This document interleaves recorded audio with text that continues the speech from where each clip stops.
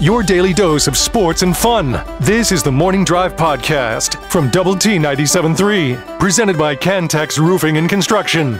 I'm Mike Hebert, owner of Cantex Roofing and Construction. Every day is game day, and we'll get it right when it comes to your roofing, construction, windows, and mirrors. Call Cantex Roofing and Construction today. Together, we are one serving you. Thank you for being up and at 'em early on this morning.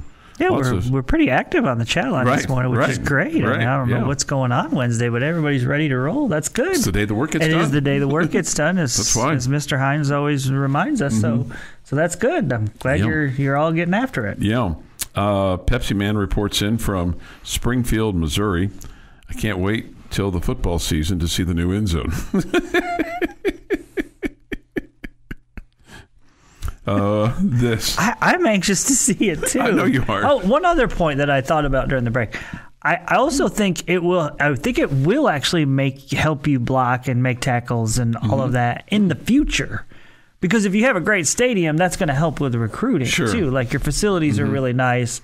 Okay, I don't think that'll help this year. Okay, but I do think that'll help in the future. So I think that's going to be good. Right. Okay, I just don't think that you're going to see that benefit in year one. Yeah.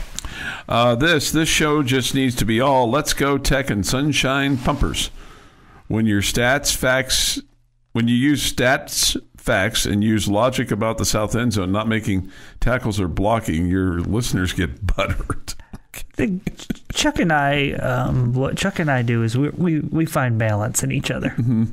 We balance each other out. One of us is definitely a more happier sunshine pumper type.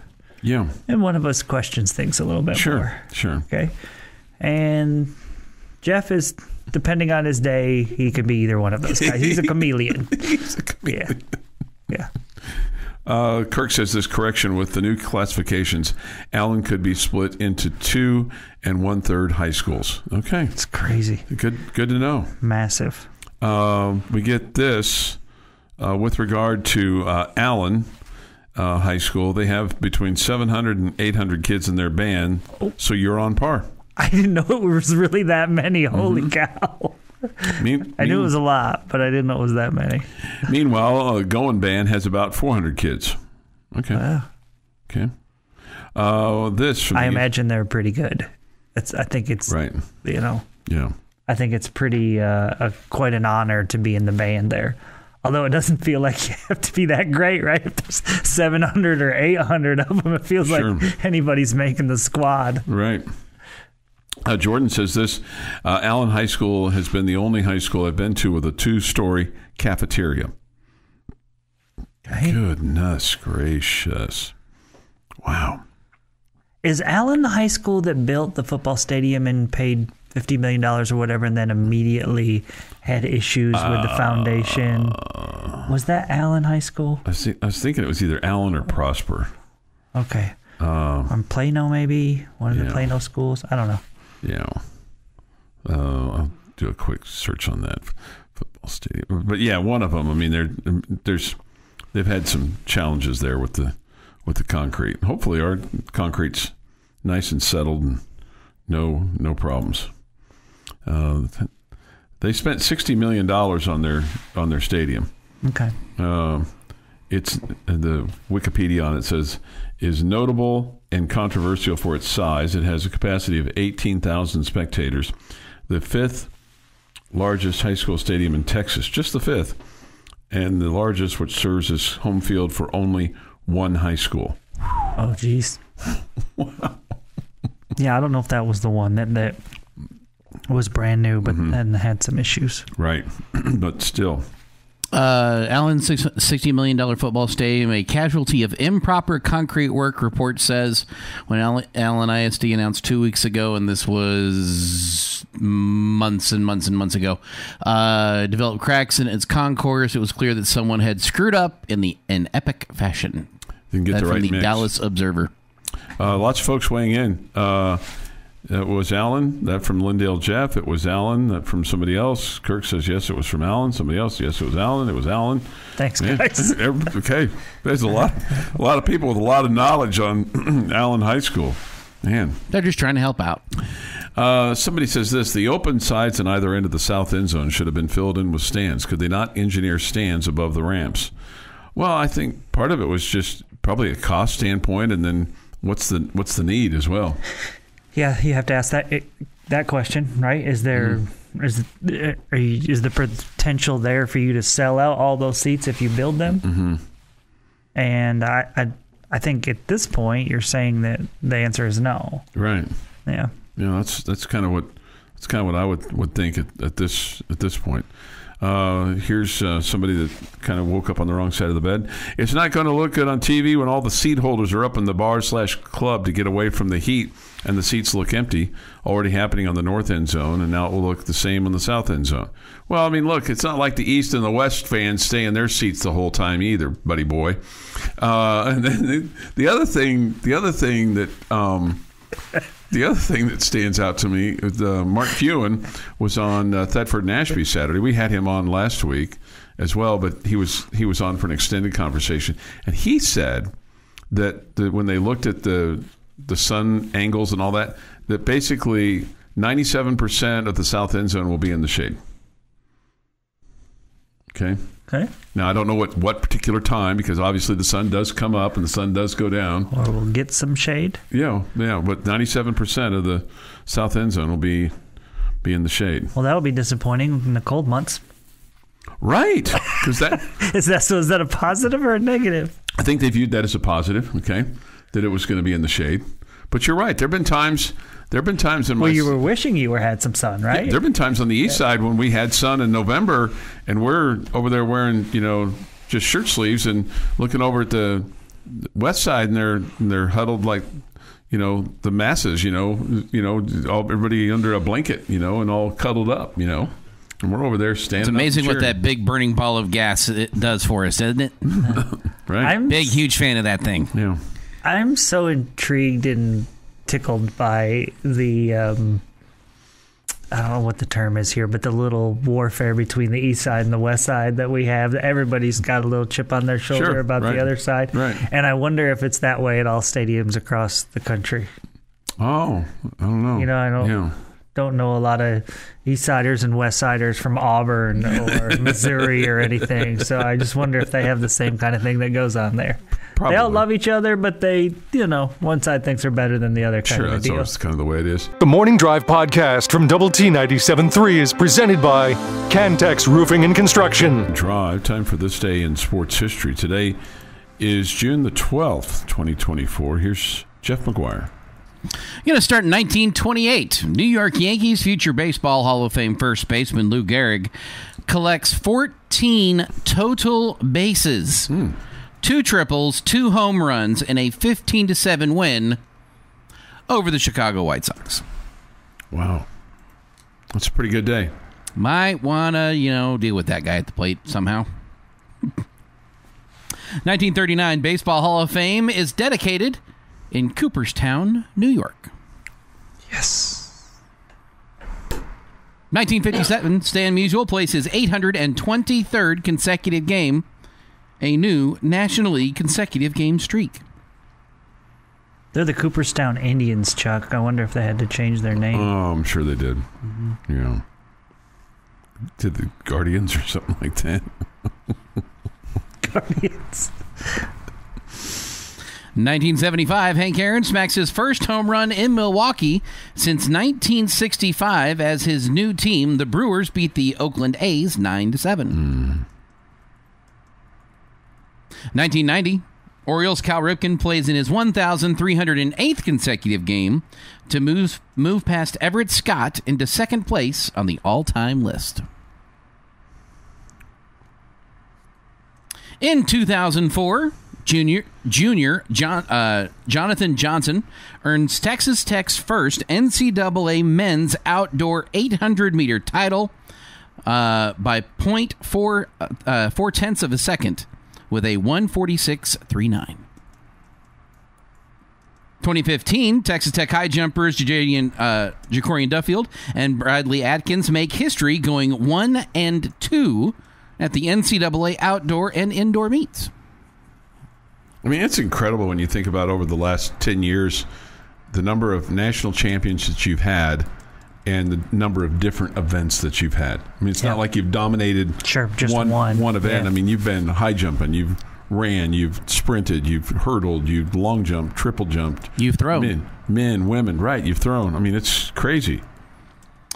And in 2021, Texas Tech Ruth Osorio takes the women's triple jump title at the NCAA Outdoor Track and Field Championships by 0.06 of a meter, so we're like 6 centimeters, with a 14.19 mark. She was a very, very pleasant, very humble young lady when I had a chance to talk to her a couple of different times. I wonder if she's still going to be able to be in the Olympics. My guess is yes, as long as she's healthy.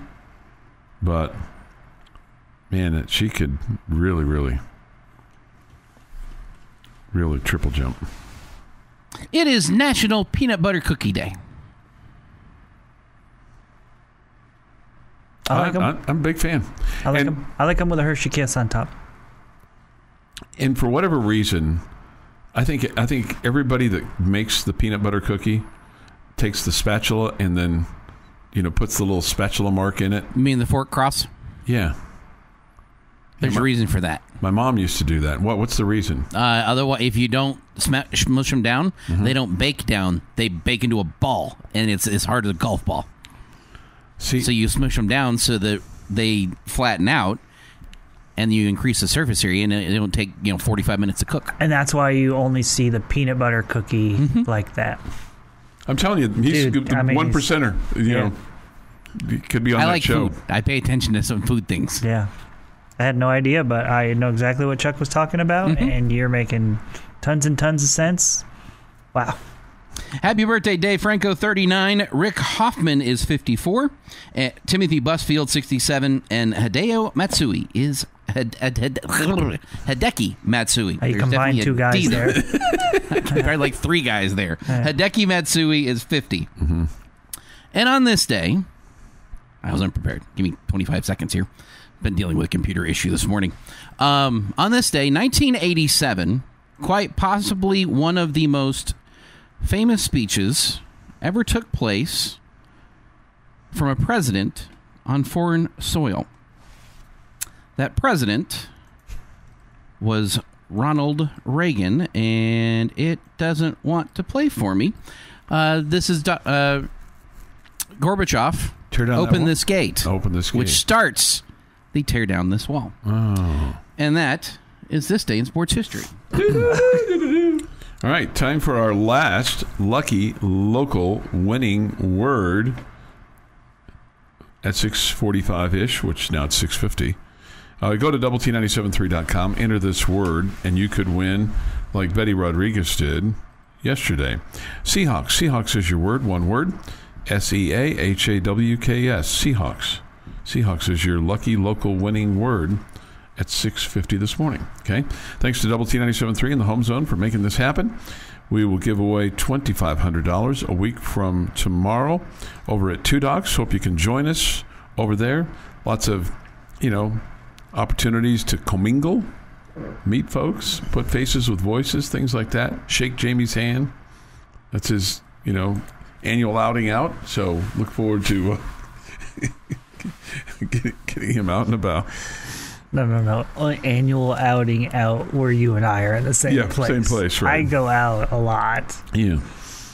But this is pretty much a regular old party animal. This is pretty much the time when we're people like together. To keep us apart. They just don't feel like it goes well when we're together. So this is the one time they allow it. Mm-hmm. Yeah. This from the Yates Flooring Center chat line. When did this show become the Allen Eagle Booster Club show? They haven't done squat in the playoffs. They get waxed every year by DeSoto or Duncanville that both play in lesser stadiums with no concrete issues. I was very impressed with the walking around knowledge that all of our listeners had of Allen. Right, no question. Right.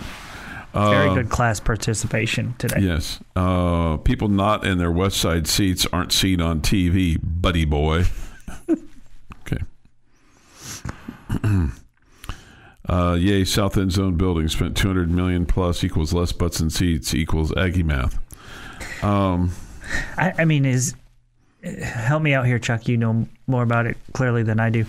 Is there less seats? There's not less seats, or is there? Are they taking up a bunch of the seats in front there? So yeah, I think the seating is less now. I think the seating is less now. Slightly less, but I don't see that as a problem. It's not like we sell out every game. Well, here's the other thing too: is I think the revenue that's generated from those seats, premium seating, will be obviously a lot more than those bench seatings, especially where you had the band sitting right there as well. Sure. I mean, that's where they used, in the little corner over there. Back in the day, that's where the kids club used to sit. Like when our kids were really young, and you had the concourse, you could go all the way around, and we've had the band there in recent years. And I could put the binocs on to make sure that the teenager was sitting there with her younger sister, not off doing what teenagers do. Young teenagers like 13, 14-year-olds. My very first game that I took the girls to, the lucky lady was working at the library. I took the girls to a Baylor game. The teenager ran off with her friends, and the 8-year-old was with me, and she fell asleep underneath the bench seating that we were sitting on in section 118. I was with my friends, and we're leaving the stadium, and one wanted to know what the score was, and the other one wanted to know if we won. And when I told the lucky lady, who had not yet married but was really close to, she's like, "Well, did you feed her, daughter number 2?" I said, "Yeah, I gave her some Skittles." And that was, ever since then, I've been, chastised for not really feeding the 8-year-old as much as I should have during the football game. Gave her Skittles. Put her to sleep. Skittles put her to sleep? I think she was just bored, probably. Tired. I don't know. When in the history of ever has somebody thought that Skittles put a kid to sleep? I don't know, but I mean that was chastised. We have to remember Chuck believes that sugar at night does not make kids hyper, keep them awake. In this particular case, it was like... That's one of my favorite Chuck lines. Your daily dose of sports and fun. This is the Morning Drive Podcast from Double T 97.3, presented by Cantex Roofing and Construction. That means we've got good combo and good... As Jamie said earlier, classroom participation from everybody. Yates Flooring Center chat line remains open. You can chime in. Go to the Double T 97.3 mobile app presented by Happy State Bank. Visual Edge IT hotline is open as well. We'll have the Astros and the Giants, game 3 of 3. And then the Astros are home this weekend to take on the Detroit Tigers. Game time today, 2:15, 2:45 play-by-play. And then tonight, game 3 of the NBA Finals. Mavericks and the Boston Celtics. Celtics up 2-0. No Kristaps Porzingis tonight, maybe. So we'll see how that helps. Luka's going to take some kind of drink to help him with his ailments again. Shot, maybe, whatever, combo. And that's supposed to kind of spring him into action. We'll see what I got to think that the joint will be jumping tonight at the American Airlines Center there in downtown Dallas, so to speak, kind of on the edge of it right there. So hopefully the Mavericks get one tonight. Then Dodgers and the Rangers will play game 2 of their 3-game series tonight. Rangers dropped that one last night, 15-2. So just kind of a potpourri, kind of a couple things here. Have you changed your thought process on Caitlin Clark going to the Olympics? No. Do you still feel like that they made the right decision? I would have been fine if they made the decision to put her on the team. I'm fine that they made the decision not to. I didn't. Again, I see both sides of this, right? Mm-hmm. I understand the part about, do I think she's one of the best 12 players in the country? No, I don't think so. And if I'm being completely honest, I'm saying that because I hear people that I think I respect their opinions. I can't break down the 12 best WNBA players. I'm with you on that. Okay. So it feels like it's a given that she's not one of the best 12. So that's an easy answer of no. Yeah. But then the thought about the Diana Taurasi thing and that they're putting her on here and she's not one of the best 12. I don't know. It feels like she's kind of earned it. This little victory tour, whatever. Get a 6th gold medal potentially. I'm great with that. I mean, I understand that. That's respect for someone who's done it over and over and over again. And so I get that. Now, on the marketing side of things, do I think it would have been great for, right now she's doing so many wonderful things for women's basketball and promotion and all of that. Would it increase the crowds a little bit and all the above? Yep, it sure would have. No question about it. And or increase maybe the eyeballs on it, because it's in Paris, so. Sure. But I'm sure those people over there want to see her just the same way. Maybe so. So I go both sides. I can see both sides of it. I'm not upset. But again, if you put her on just because you think she's going to get eyeballs on the sport or whatever, and you take off somebody that deserved to be on it, I'd be pretty outraged about that. Sure. If she's not as good of a player as me, that would really bother me. So, I get it. I'm not frustrated with it. I thought their answer or their comments yesterday about her not having enough, reps against high-level competition or whatever, I thought that was silly. Yeah. Just say she's not one of the best 12 right now. Yeah, it's okay. I mean, people get cut all the time, right? People don't get jobs all the time because somebody else is better. It's business. It's just the way it is. So, man, she was the hottest thing since sliced bread, in the tournament, and then going into the WNBA as well. She's a polarizing figure. There is no question. And she's not helped herself either with some comments that she's made about. She could, learn to be a little bit more humble. Yeah. Right, and a little bit more likable, maybe amongst her coworkers or colleagues or fellow players. Saying things like "I make more money than you" and things like that out loud. She's young, okay, but you got to be a little smarter than that. You got to have somebody's got to take you aside and go, "Hey, things that you've been saying at the press conferences, you need to tone that down a little bit." Well, sometimes it's not the best policy, to be honest. I'd also say the way that most people become humble is by being humbled. Yeah. And she's getting some of that with the opponents in the WNBA that she's faced and some of the criticism that she's gotten as well. Yeah. But, I'm kind of where Jamie is. If she's on the team, whatever, it's fine. If she wasn't on the team, I'm not bothered by it. I'm not building an outrage factory either direction in this. I'll be honest with you. I wasn't going to watch them either way. Okay. The women's... Whether Caitlin Clark is there or not. Yeah. If it was on while I was watching the Olympics, sure, I wouldn't turn it off if they were, but I'm not searching that out. I might watch the gold medal game, right? I'm curious about They it. just blow out. It's more of an advantage. It feels like there's bigger blowouts on the women's side than the men's side. It just feels like it's a guarantee. They could have taken the 12, players 50 through 62 in the WNBA and still won. Yeah, it used to be like that on the men's side. But it's not anymore. But it's not anymore. That's why I say it's more entertaining and to watch the Olympic men's basketball. It's funny because even though there's a bunch of characters there you don't really love. Yeah, it's funny, and I don't know if I sent myself this article or not. I don't think that I did, but they came out with a list of the lottery players that are going to be invited to the green room for the NBA draft. And there's names that you know, but about half the names you don't know. I mean, I kind of felt like, this year was like, it seems like there's a few more names that I know than what I didn't know. How many of those rookies would you want on the Olympic Dream Team for the men's side? Oh, none. And that's where she is. She's a rookie.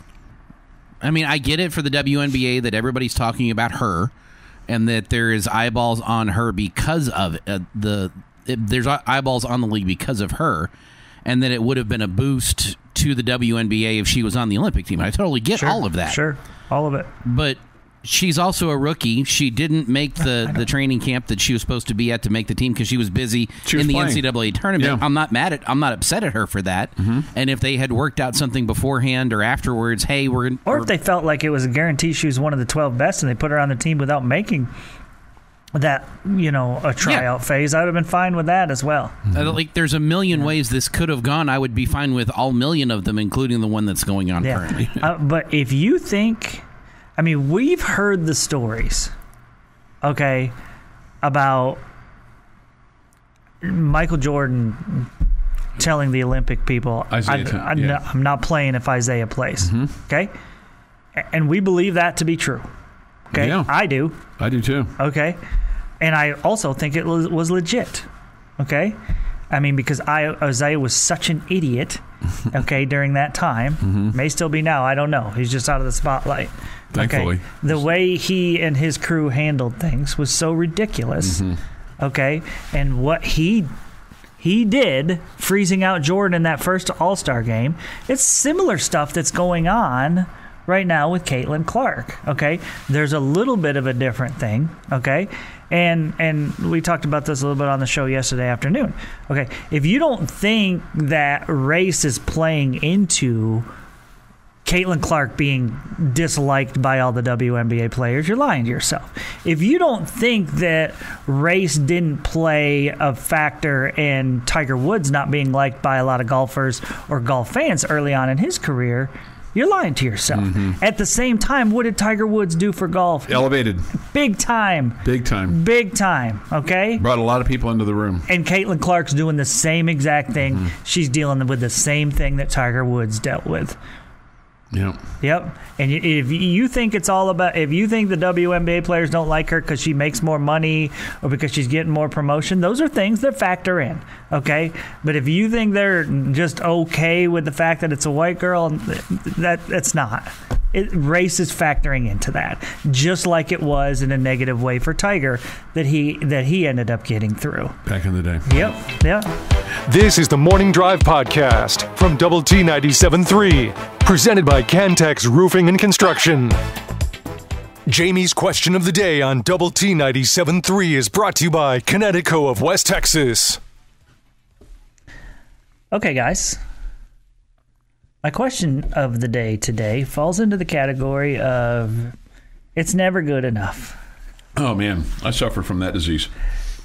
Okay, here we are finishing up this beautiful, expansive, fantastic new south end zone. Sure.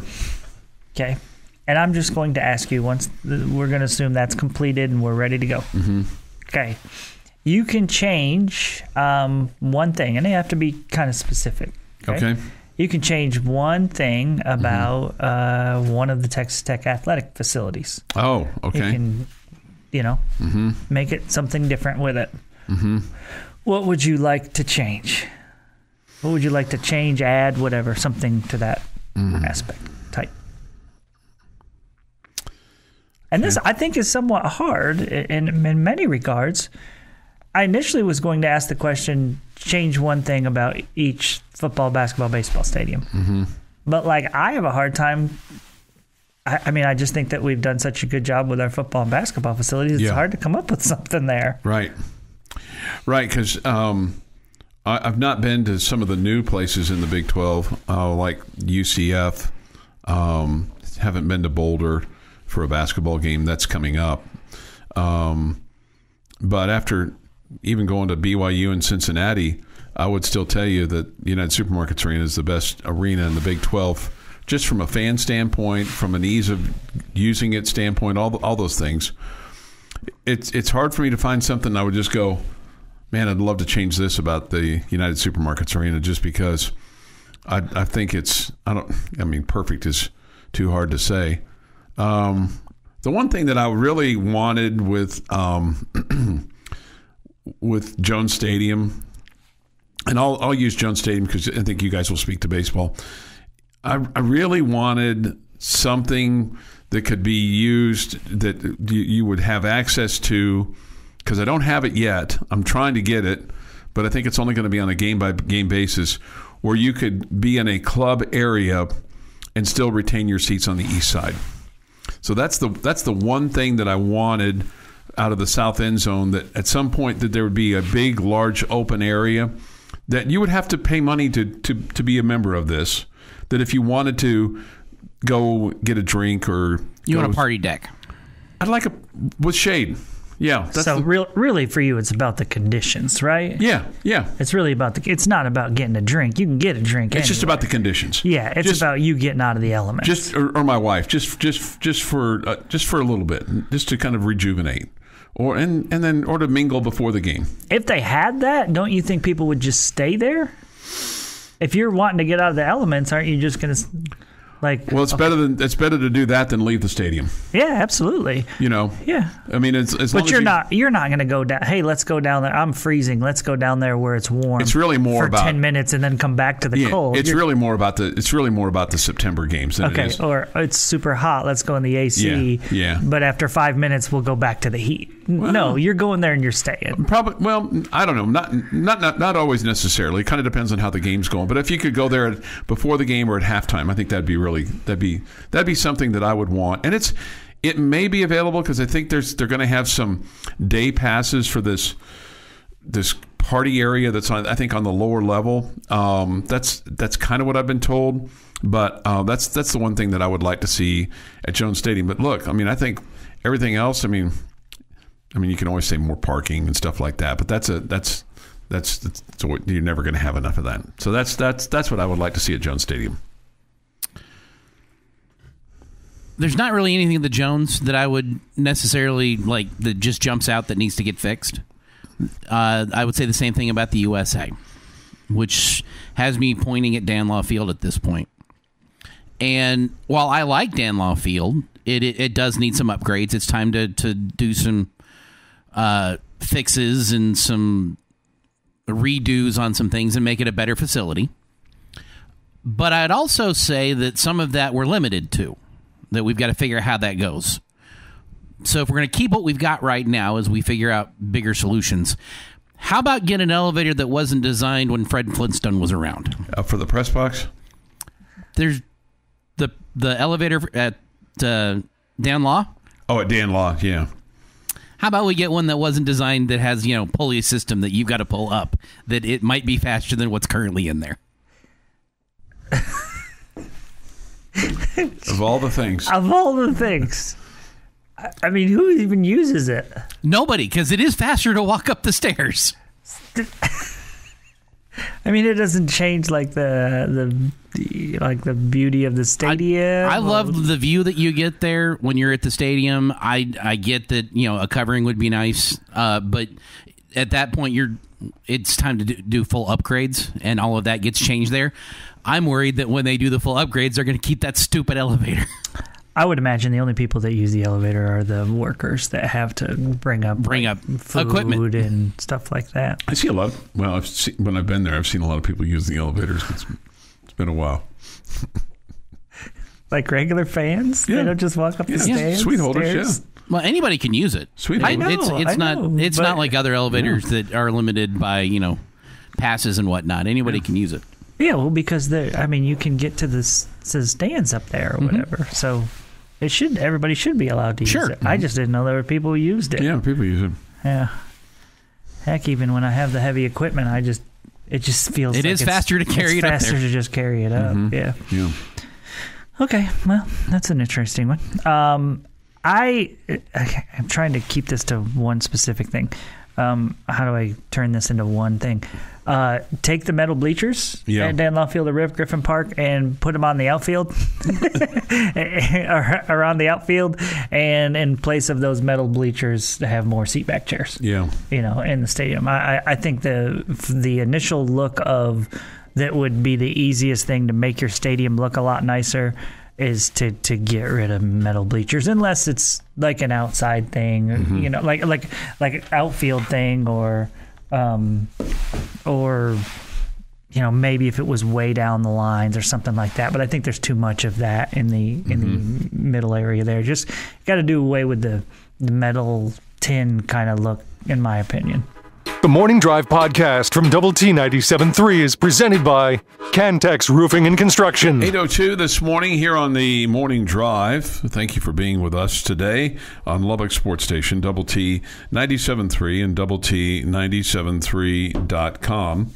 We'll get some results today of who wore it better during Tech Talk. No?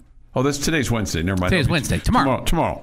So you can go to @Double T 97.3 on Twitter or X and vote for who you think wore it better. The number is 16 this week. Cody Davis, Josh Young, and Cliff Kingsbury. I had good news to report. Yeah? Cody Davis is not being shut out. Did he get a vote? He's gotten a few. There's 109 votes as of right now, and he's got 1.8%. So 2 votes. Is that right? Am I doing that math right in my head quickly? How far ahead of Cliff Kingsbury is Josh Young? Josh Young is at 60.6%, and Cliff Kingsbury is at 37.6%. Is that more than what you thought it would be, the difference?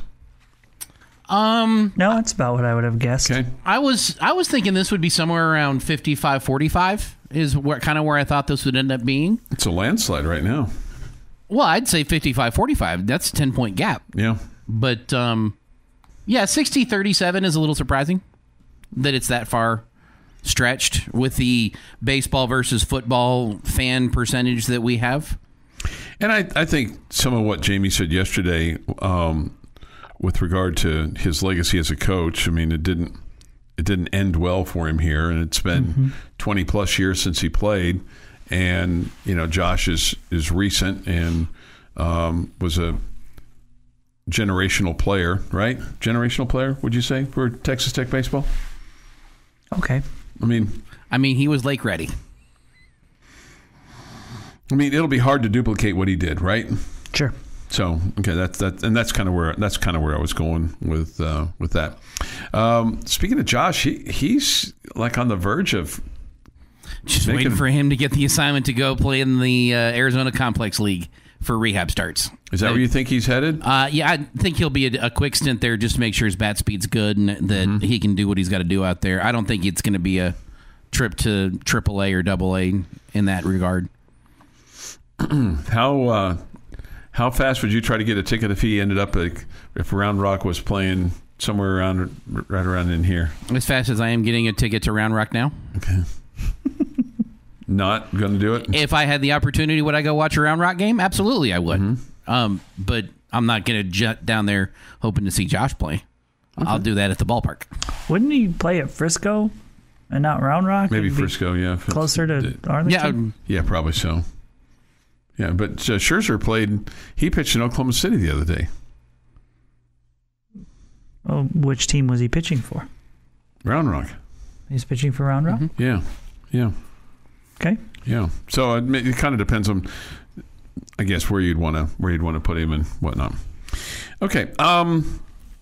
So we talked about this some last week with the College Football Hall of Fame ballot coming out for the 2025 voting season, and the coaches on the list are Nick Saban and Urban Meyer, and both of those guys are going to be first ballot Hall of Famers, right? Probably. Okay.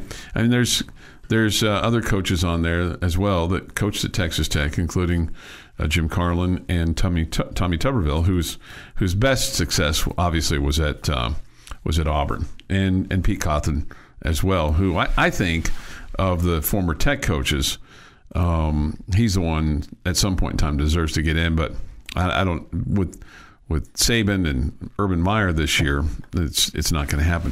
What if Mike Leach's name was on this list this year? Would he get in? Or is the star power of Saban and Meyer too much?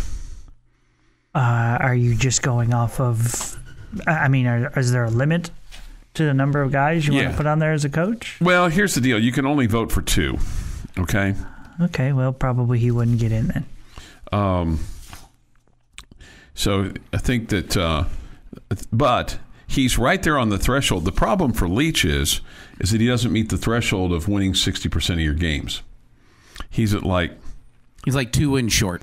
It's like, and really, technically, it's 1 because he would be at 59,777. So if you round it up, that'd be 60. Well, 59,777 isn't 60. It isn't, but I mean, you could make the case. For these guys, it wouldn't be 60. It feels like they would make the exception in this situation. Yes. Now there have been guys that have gotten in that didn't have 60%, but Steve Hatchell, who's now the head of the National Football Foundation, which does this College Football Hall of Fame, has said basically that when he was hired, that the 60% threshold was something that they wanted to really honor and be firm on. But if you look at what Leach did, in terms of innovation and, changing college football, impact, all those things, he certainly would be a guy that would be qualified to do that. And especially with, the problem for him, obviously, was his passing away at 61, which was sudden, and it's definitely a problem. It's definitely a problem. So I was thinking back to a game like in 2009, that Houston game. If he just kicked the field goal and we'd gone up by 8, he'd probably win that ball game. Then you get your 60%. That would have been 159. That would have solved some problems for that year as well, because you'd gotten one more win. Now, it wouldn't necessarily have solved the Craig James problem or the Adam James problem or any of the other stuff that went on at the end of the season or after the season. I'm not saying he would still be here, but I don't know. Just if you had a vote and he was on the ballot, I think most people would vote for him, don't you? I do. I did, just because of the respect for his innovation and the way he, impacted the game. Mm-hmm. I also wouldn't pick that game as the one I would want to go back and have him win. The Oklahoma game in 2008 would be the one I would have him go back. Well, sure, but I mean, you got. I mean, if we're going to pick one game to flip, you got just boat raced, yeah. Right. Let's flip that one. Let's flip a boat race that gets you in a national title, Big 12 championship game. And according to this article that was written by Dennis Dodd of CBS Sports, it's a good read. Leach will be honored at the Washington State game this fall, which will be the game against Texas Tech. That's good. I hope both. Yeah. I hope both teams wear some sort of a uniform, helmet, whatever. Don't you think that Joey McGuire will be all over that? Show some respect to him. Yeah, mm-hmm. I think that would be super cool. Yeah, something all of us can agree on. Yeah. Somebody says that he'll probably get in as a contributor, not a coach. Well, I think he deserves to get in as a coach. Man, one way or the other. That's great. Yeah. This has been the Morning Drive Podcast, presented by Cantex Roofing and Construction. Check out our library of Double T 97.3 podcasts at doublet97.3.com.